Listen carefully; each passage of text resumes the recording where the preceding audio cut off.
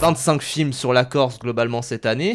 Il y en a eu 3. Globalement, ils sont tous excellents. On pense à son image, Borgo et le Royaume. La Corse, c'est magnifique. Alors, autant c'est magnifique dans la vraie vie, mais quand c'est filmé et quand c'est bien filmé, il y a une lumière, il y a une chaleur, il y a quelque chose du sud, mais en même temps, il y a quelque chose d'assez isolé, avec beaucoup de forêts, avec beaucoup de verdure, etc., qui est vraiment magnifique. Et c'est pour ça qu'on voit de plus en plus de films tournés en Corse. Bon, déjà parce qu'il y a un peu des aides, etc. Après, ce qu'on peut reprocher, c'est quand même que t'as souvent les thèmes, que ce soit dans Borgo, à son image, dans le Royaume, autour de l'insurrection, autour des armes à feu, autour du trafic, autour des films de gangsters finalement. Et ça là-dessus, moi j'aimerais bien voir des films corses qui se passent un peu en dehors, mais en même temps c'est vrai que ce contraste entre quelque chose d'extrêmement violent et en même temps ce soleil absolument magnifique, ces valeurs familiales, cette vie vraiment où on dirait que c'est constamment l'été. Après si tu vois, dans À son image, il y avait le côté où tu étais du point de vue de la photographe qui se pose la question sur la lutte politique, donc c'est différent. Bon, Borgo pour le coup c'est vraiment un film sur le gangstérisme, mais un peu d'un point de vue thriller horrifique, donc c'était prêt. Le Royaume, c'est loin d'être le meilleur film de l'année. Par contre, il n'y a pas beaucoup de films de cette année qui m'ont autant parlé émotionnellement. Il a immensément